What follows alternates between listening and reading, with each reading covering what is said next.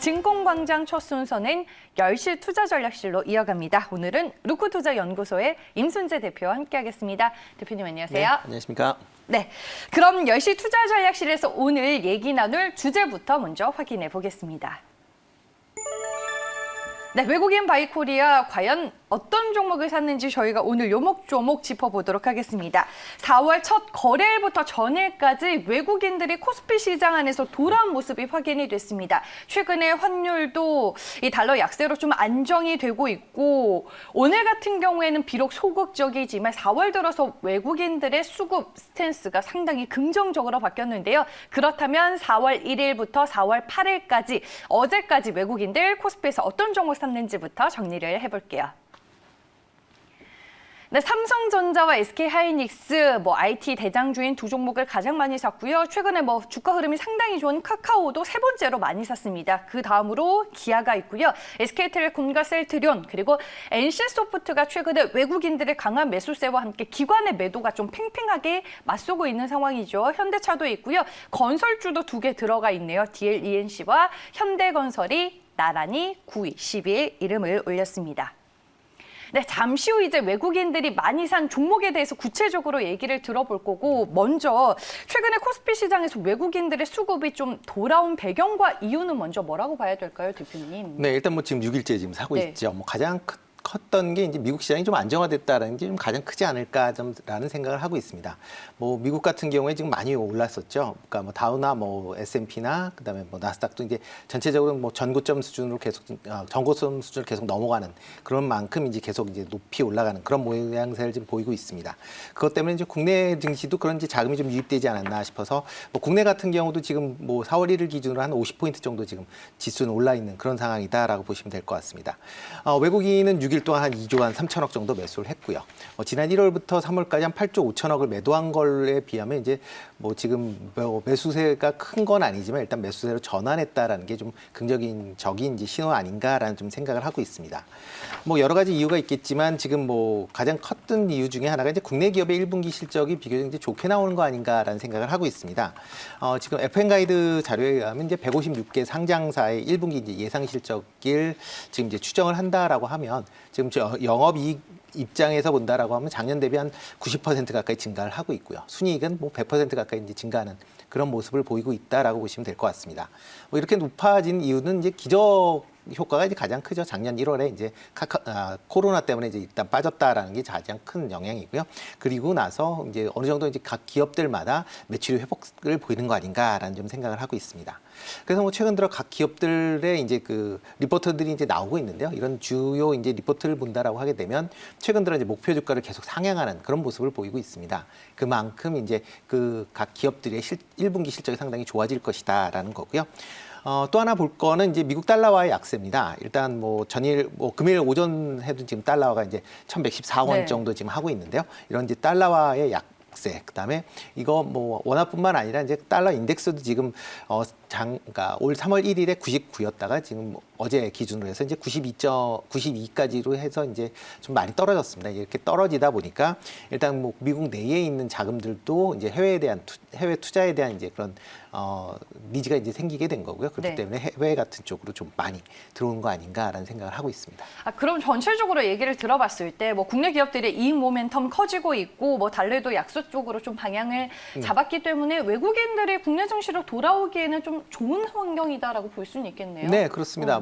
일단 기본적으로 그동안 이제 해외 같은 특히 이제 국내 같은 경우는 네. 증시가 이제 박스권에서 계속 움직였던 그런 측면이 있습니다. 한 석 달 동안 이제 그러다 보니까 상대적으로 이제 가격 메리트라는 부분이 어떻게 기업 실적에 비해서 조금 이제 낮아지는 그런 이제 영향이 미쳐져 있고요. 네. 또 이제 그러니까 미국 통계를 본다라고 하게 되면 미국 지수가 지난 50년 동안 그 4월 달 상승률이 이제 역대 월 기준으로 하면 두 번째로 높았다고 합니다. 네. 그러니까 그러다 보니까 4월에 대한 이제 시장의 전반적인 이제 긍정적인 그런 이제 느낌이 아마 해외 투자 쪽으로도 같이 맞물리는 거 아닌가 싶습니다. 네, 알겠습니다. 그렇다면 외국인들이 최근 4월에 코스피 시장 안에서 돌아와서 매수한 종목들 어떤 종목들이 있는지 저희가 앞서서 10개 보여드렸는데 이 중에서 좀 종목 얘기를 들어보겠습니다.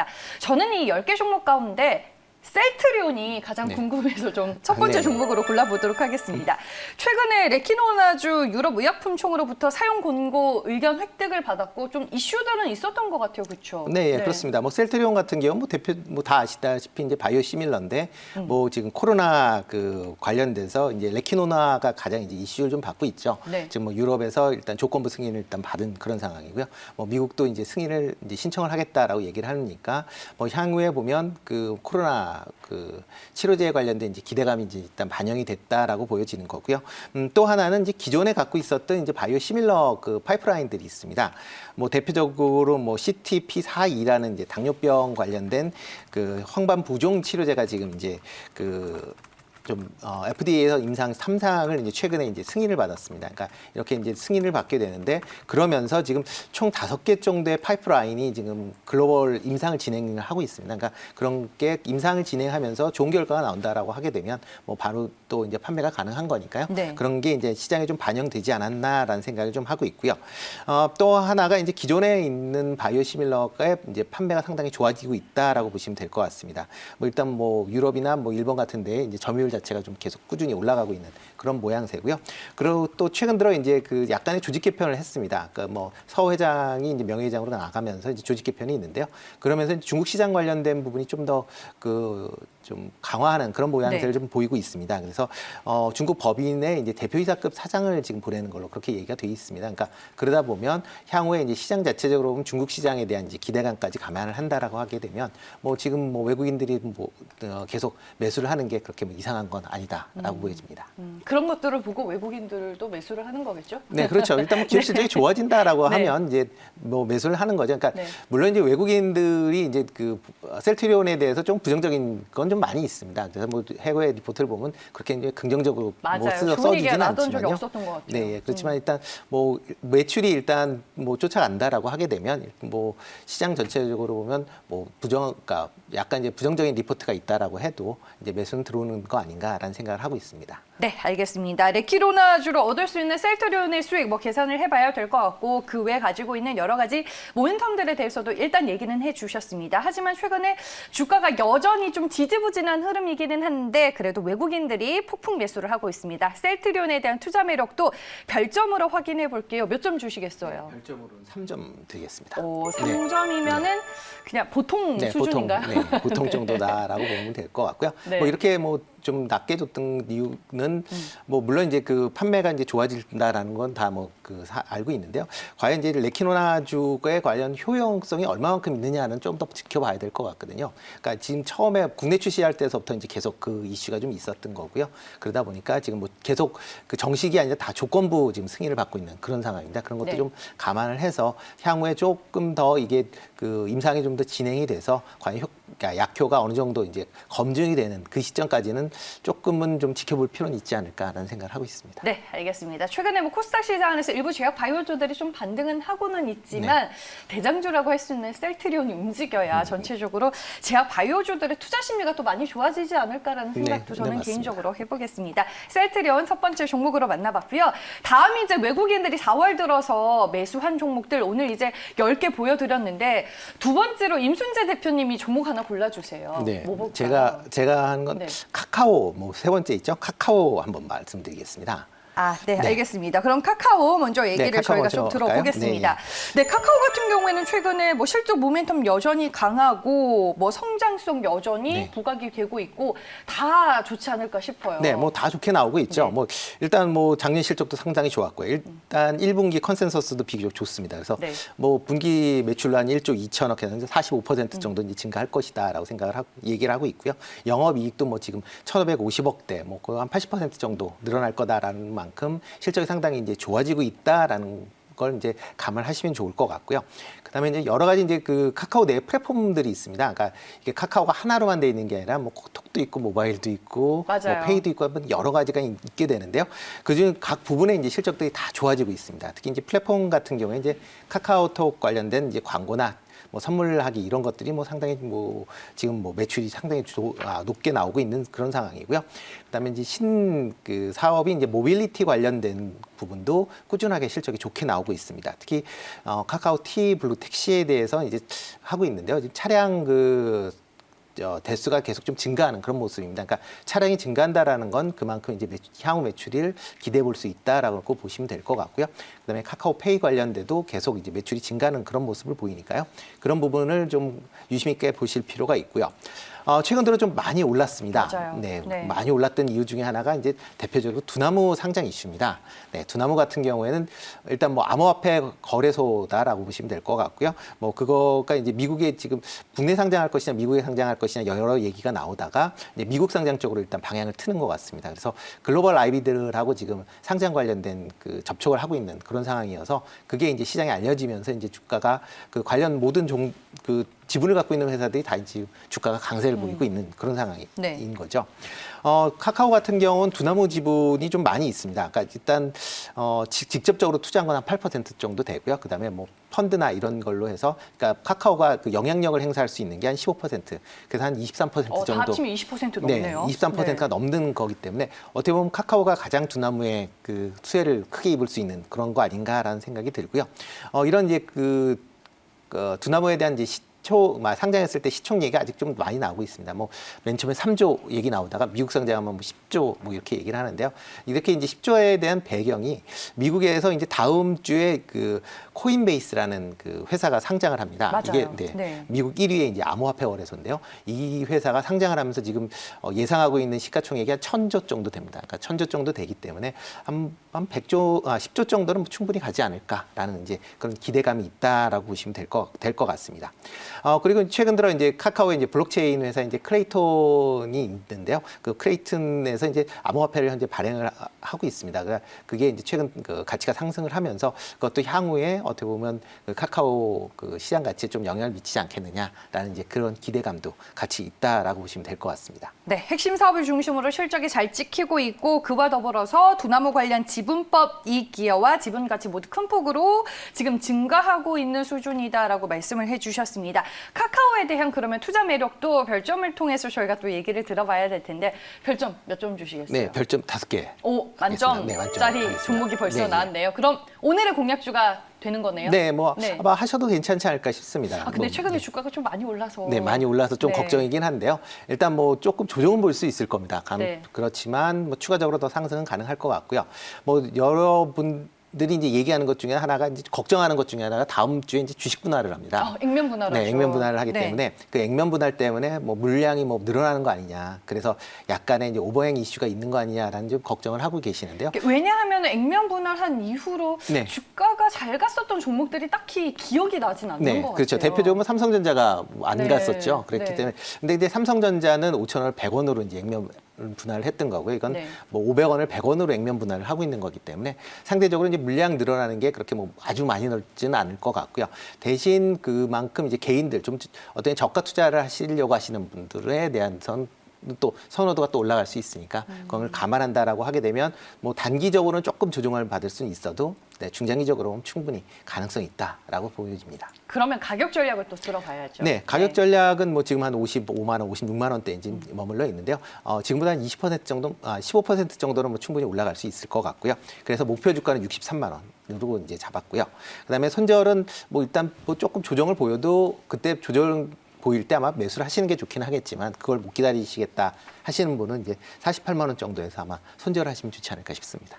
네, 알겠습니다. 카카오에 대해서 얘기를 해주셨습니다. 뭐 충분히 매수 가능한 시점이다 여전히 이렇게 말씀해 주셨고요. 목표 주가 63만 원, 손절 가격 48만 원입니다. 최근 카카오에 대해서 제일 최근에 나온 증권사 리포트가 네. KB증권이던데 거기에서는 이제 목표 주가를 한 64만 5천 원으로 잡고 있어서 한 요 정도 가격대가 좀 적정한 기업 가치인 것 같아요. 어제 삼성증권이 66만 원. 66만 원이요? 제가 그거 못 나왔습니다. 봤네요. 네, 오늘 까지 카카오로 이제. 검색해봤는데. 네. 알겠습니다. 그렇게까지 얘기 나오니까. 그러니까 네. 최근 들어 이제 다 그 각 증권사마다 리포트를 올리고 있습니다. 목표 가격을 맞아요. 뭐 최근 들어 네. 뭐 다 50만 원, 그러니까 60만 원이었다가 뭐 63만 원, 64만 원, 뭐 66만 원까지 나오고 있는 그런 상황이니까요. 그것도 좀 감안을 해보실 필요가 있지 않을까 싶습니다. 알겠습니다. 외국인들이 4월 들어서 가장 많이 코스피에서 매수한 3위 종목 카카오였습니다. 알겠습니다.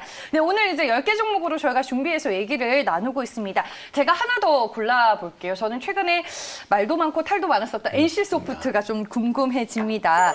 NC소프트 2월 초에 100만 원 찍고 최근에 주가가 다시 내려왔잖아요. 좀 약간 노이즈가 있었던 것 같아요. 네, 노이즈가 있었습니다. 그래서 일단 뭐 그 가장 큰 노이즈다라고 하기에는 근데 두 가지를 이제 본다라고 보실 수 있는데요. 네. 한 가지는 이제 신작 게임이 지금 연기가 됐습니다. 그러니까 일단 뭐 트랙스턴 M이라는 이제 게임이 원래는 그 3월달에 일단 그 론칭을 하기로 했었는데 이게 6월로 이제 연기가 되는 이제 그런 게 하나 있었고요. 이게 뭐 중요한 게임인가요? 이제 좀 NC소프트 그 네, 게임 NC 라인업 신작 중에 중에서? 네, 신작 게임입니다. 신작 게임 중에 조금 이제 관심 있게 지금 시장에서 보고 있는 그런 게임이었기 때문에 네. 그거를 이제 그 출시가 연기된다라는 부분이 조금 이제 시장에 조금 나쁜 영향을 좀 미쳤고요. 또 하나는 이제 리니지 2M이 대만하고 일본에서 서비스가 개시가 됐습니다. 근데 처음 뭐 국내에서는 리니지 2M이 상당히 이제 반응이 좋았기 때문에 뭐 일본이나 대만도 상당히 좋지 않을까라고 생각을 했는데 예상보다는 지금 부진한 성과를 좀 기록을 하고 있습니다.